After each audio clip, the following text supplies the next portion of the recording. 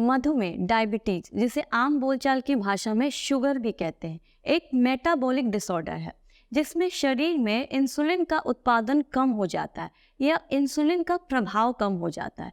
Insulin एक hormone है जो शरीर को भोजन से ऊर्जा प्राप्त करने में मदद करता है।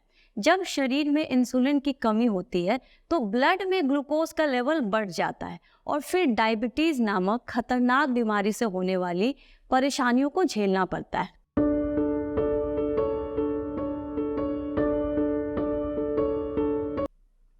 हेलो, नमस्ते everyone, welcome back to my channel yoga Sneh. मैं हूँ स्नेहा अग्रवाल, आपकी योगा टीचर।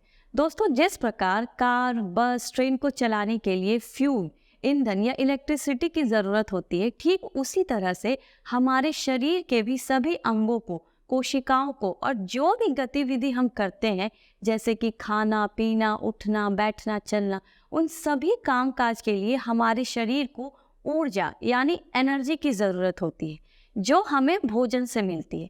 लेकिन जिस भोजन की हम बात कर रहे हैं वो एनर्जी, ऊर्जा बनने से पहले हमारे ब्लड में ग्लूकोज के रूप में इकट्ठा होती है और फिर वहाँ से हमारी कोशिकाएं ज़रूरत के हिसाब से उस ग्लूकोज का इस्तेमाल करती है और पूरे शरीर को ऊर्जा प्रदान करती है।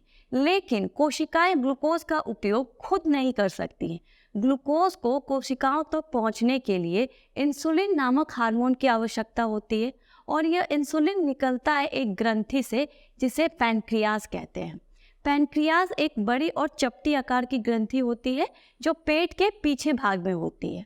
इंसुलिन ना होने या कम होने पर ब्लड में ग्लूकोज होते हुए भी कोशिकाएं ऊर्जा के रूप में उसका उपयोग नहीं कर पाती और जब कोशिकाएं ग्लूकोज का उपयोग नहीं करती हैं तो ग्लूकोज धीरे धीरे खून में इकट्ठा होने लगता है और ब्लड में शुगर का लेवल तेजी से बढ़ने लगता है। तो इसी अनियंत्रित ब्लड शुगर लेवल की कंडीशन को डायबिटीज या मधुमेह कहते हैं।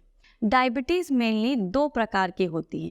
पहला है टाइप 1 डायबिटीज। ये एक ऑटो इम्यून बीमारी है जिसमें शरीर का इम्यून सिस्टम इंसुलिन बनाने वाली बीटा कोशिकाओं को नष्ट कर देता है, जिसकी वजह से पैनक्रियाज इंसुलिन बनाना बंद कर देती है या बहुत कम मात्रा में इंसुलिन बनाती है, जिसकी वजह से कोशिकाएं इंसुलिन का इस्तेमाल नहीं कर पाती हैं। इस सिचुएशन में मरीज को बाहर से इंसुलिन इंजेक्शन के रूप में दिया जाता है। दूसरा है टाइप 2 डायबिटीज़। टाइप 2 डायबिटीज़ एक ऐसी बीमारी है जिसमें शरीर इंसुलिन का प्रतिरोध विकसित कर लेता है, जिससे इंसुलिन बनता तो है लेकिन शरीर फिर भी उसका इस्तेमाल नहीं कर पाता है। टाइप 2 डायबिटीज़ होने का मुख्य कारण होता है ज़्यादा मीठा खाना, मोटापा या खराब लाइफस्टाइल। डायबिटीज़ के कुछ सामान्य लक्षण होते हैं जैसे कि बार बार यूरिन आना, बहुत ज़्यादा प्यास लगना, बहुत ज़्यादा भूख लगना, थकान महसूस होना, आँखों की दृष्टि कम हो जाना और चोट और घाव देर से भरना। दोस्तों, डायबिटीज़ एक गंभीर बीमारी है। समय रहते अगर इसको कंट्रोल नहीं किया जाए तो ये शरीर के बहुत सारे अंग को नुकसान पहुंचाती है जैसे कि हृदय, लीवर, किडनी, हमारी आँखें, त्वचा, तंत्रिका तंत्र, नर्वस सिस्टम और मानसिक स्वास्थ्य को भी खराब कर देती है। योग के नियमित अभ्यास से पैनक्रियाज ग्रंथि में पाई जाने वाली बीटा कोशिका, जिससे इंसुलिन हार्मोन निकलता है जो दबाव के कारण नष्ट हो जाती है, वो भी दोबारा से पुनर्जीवित होने लगती है और इंसुलिन की उत्पादन क्षमता भी ठीक होने लगती है और ब्लड शुगर लेवल भी धीरे धीरे बैलेंस होने लगता है। तो चलिए जानते हैं कि वो कौन कौन से आसन और प्राणायाम है जिसकी डेली प्रैक्टिस से हम अपने शुगर, डायबिटीज़ को कंट्रोल कर सकते हैं। और हाँ, वीडियो के एंड में मैं कुछ इम्पॉर्टेंट टिप्स बताने वाली हूँ जो आपके डायबिटीज़ को कंट्रोल करने में आपकी मदद करेगा, तो वीडियो को पूरा ज़रूर देखिए। तो आज हम 5 आसन करेंगे और लास्ट में करेंगे कपालभाति। तो आज का जो हमारा पहला आसन है वो है अर्ध मत्स्येंद्र आसन। अर्ध मत्स्येंद्र आसन के लिए आप आराम से दोनों पैरों को सामने की तरफ खोल के बैठ जाएंगे आराम से। अपने पैरों को बिल्कुल आप सीधा रखेंगे, पीठ को सीधा रखेंगे, 2-3 बार लंबी गहरी सांस अंदर लेंगे, बाहर छोड़ेंगे और पूरी तरह से रिलैक्स करके बैठ जाएंगे। आप इस आसन को मैट पे या बेड पे बैठ के भी कर सकते हैं। अब अपने राइट या लेफ्ट किसी भी एक पैर को आप आराम से मोड़ लेंगे, अपने पैर के पंजे को आप अपने घुटनों के बिल्कुल सामने रखते हुए कमर को सीधा रखेंगे और जो पैर आपने मोड़ा है, जो पैर आप उसी हाथ को पीछे की तरफ लेकर जाएंगे, अपने कमर के जस्ट पीछे लेकर जाएंगे। बहुत ज़्यादा आगे या बहुत ज़्यादा अंदर नहीं रखना आपको, बिल्कुल एक स्टैंडर्ड गैप में अपने हाथ को खोल के रखेंगे और दूसरे हाथ को उठाएंगे, गहरी सांस भरेंगे और पूरे कमर को ट्विस्ट करते हुए अपने कोहनी के बीचों बीच अपने घुटने को लगाएंगे और कंधे को पूरा पीछे की तरफ। और आपको ध्यान रखना है, जब आप पोजीशन में होल्ड करेंगे तो उस समय आपको अपनी सांसों को रोक के नहीं रखना है। आप इनहेल एक्सहेल करते रहेंगे और जितना देर भी आप कंफर्टेबल है, 15 सेकंड, 20 सेकंड, 30 सेकंड इस पोजीशन में होल्ड करेंगे।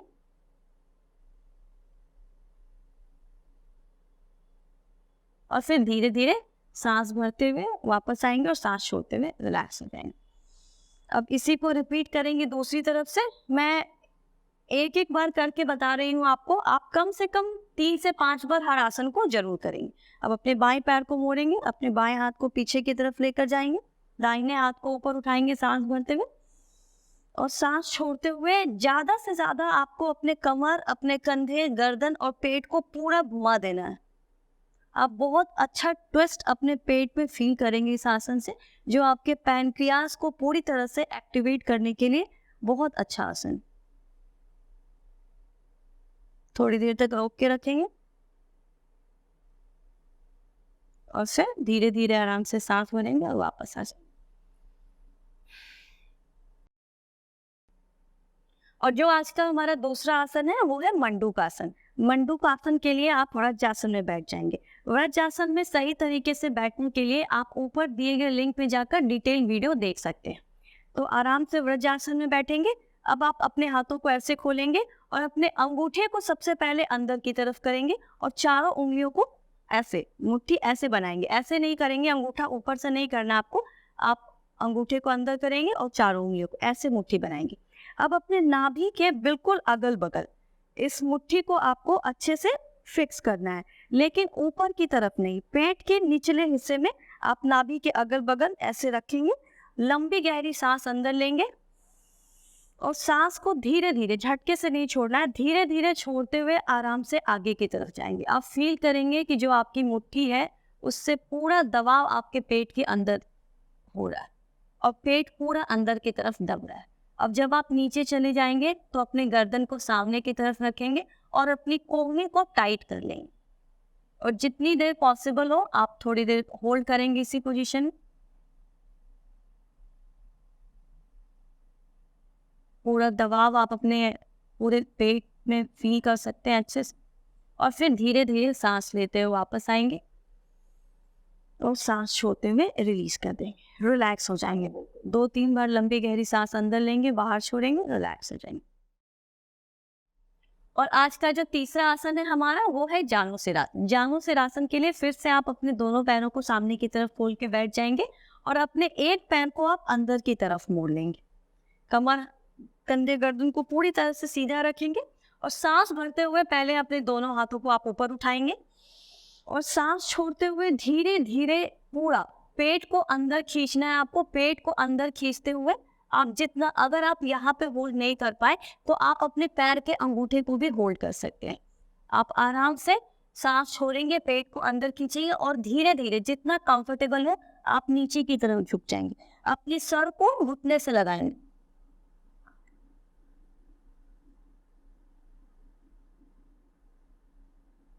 थोड़ी देर तक रोकेंगे। जो बिगनर्स है वो बहुत ज्यादा स्ट्रेच नहीं करेंगे, जितना कंफर्टेबली आप कर सकते हैं अभी उतना ही करेंगे। चेंज करेंगे दूसरी तरफ से। इस पैर को मोड़ लेंगे आप, फिर से अपने दोनों हाथों को ऊपर उठाएंगे।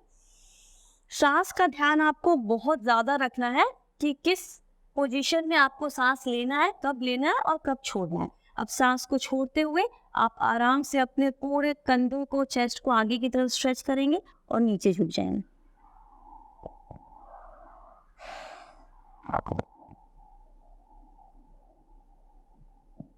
थोड़ी देर तक रुकते हुए धीरे धीरे वापस आ जाएंगे रिलैक्स में।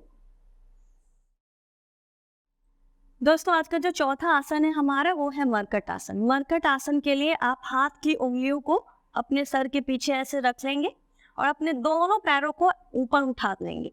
अगर आपके कमर में या पेट में ज्यादा दबाव आता है तो आप पैर को नीचे रख के भी कर सकते हैं। मैं दोनों ही जो वर्जन है इसका आपको बता देती हूँ। आप पैरों को ऐसे नीचे रखते हुए लंबी गहरी सांस अंदर लेंगे और सांस को छोड़ते हुए पैर को अपने दाहिने तरफ, लेकिन ध्यान क्या रखना है, जो दूसरा पैर होगा वो भी आपका जो पैर नीचे है उसके ऊपर होगा। कमर को पूरा ट्विस्ट करते हुए धीरे से अपनी गर्दन को दूसरी तरफ घुमा लेंगे। आप बहुत अच्छा ट्विस्ट अपने पेट में, अपने कमर में फील कर सकते हैं इस आसन में।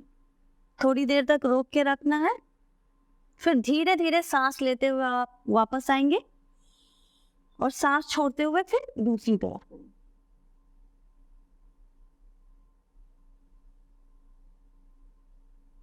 फिर से वापस। और जो थोड़ा सा एडवांस करना चाहते हैं इस आसन को, वो अपने दोनों पैरों को ऊपर की तरफ उठा लेंगे, ऐसे 90 डिग्री का एंगल बनाएंगे। फिर से लंबी गहरी सांस अंदर लेंगे और सांस छोड़ते हुए दाहिनी तरफ जाएंगे। अब इस पोजीशन में आपको ध्यान रखना है कि आपको अपने घुटनों को नीचे टच नहीं करना है। ज्यादा से ज्यादा नीचे लेकर जाएंगे लेकिन टच नहीं करेंगे। फिर धीरे धीरे सांस भरते हुए वापस आएंगे और सांस छोड़ते हुए दूसरी तरफ ट्विस्ट कर देंगे अच्छे, और आराम से वापस आ जाएंगे बीच में। दोनों पैरों को सीधा कर लेंगे, रिलैक्स हो जाएंगे।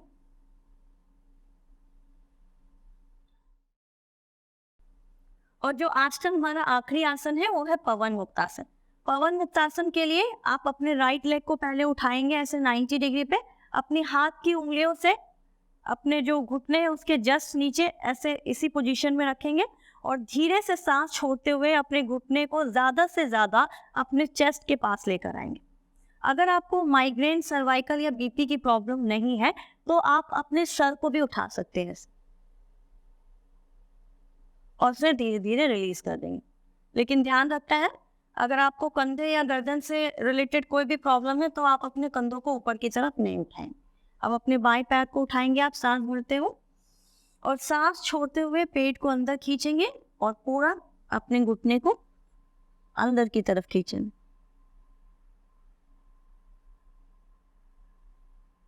कम से कम 20 से 30 सेकंड आप जरूर होल्ड करेंगे इस पोजीशन में। अब आपको दोनों पैरों से करना है पवन मुक्तासन। अब दोनों पैरों को एक साथ उठाएंगे सांस भरते हुए और सांस को छोड़ते हुए पहले घुटनों को अंदर करेंगे और फिर अच्छे से अपने, अगर आप होल्ड कर सके तो अपने कोहनी से कोहनी को होल्ड करेंगे, एल्बो से एल्बो को। अगर ये पॉसिबल नहीं हो पाए तो आप अपने रिस्ट को भी होल्ड कर सकते हैं और फिर धीरे से अपनी गर्दन को उठा के पूरा लगाएंगे और धीरे धीरे रिलीज कर देंगे, रिलैक्स। लंबी गहरी सांस लेंगे, सांस छोड़ेंगे, पूरी तरह से रिलैक्स हो जाएंगे। तो ये थे हमारे 5 आसन। अब हम करेंगे कपालभाति। कपालभाति की भी डिटेल वीडियो देखने के लिए आप ऊपर दिए गए लिंक पे जाके उसको पूरी तरह से देख सकते हैं और सीख सकते हैं। तो चलिए, कपालभाति करने के लिए फिर से आप कंफर्टेबल पोजीशन में बैठ जाएंगे। दोनों हाथों की ज्ञान या चिन्ह मुद्रा बनाएंगे। अपने कमर, पीठ, गर्दन को पूरी तरह से सीधा करके पहले 2-3 बार लंबी गहरी सांस लेंगे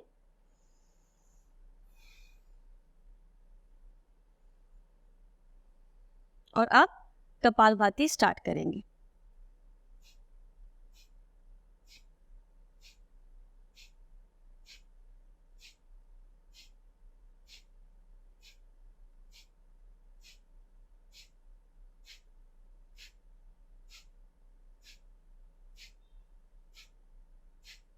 और धीरे से रिलैक्स हो जाए।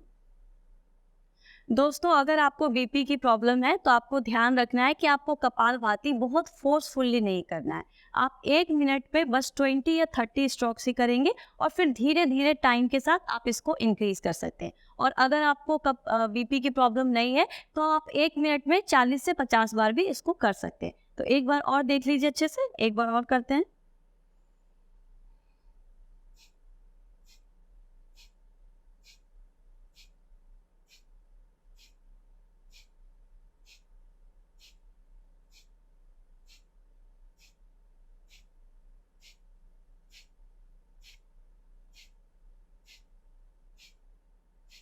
और धीरे से अपनी आंखों को खोल देंगे।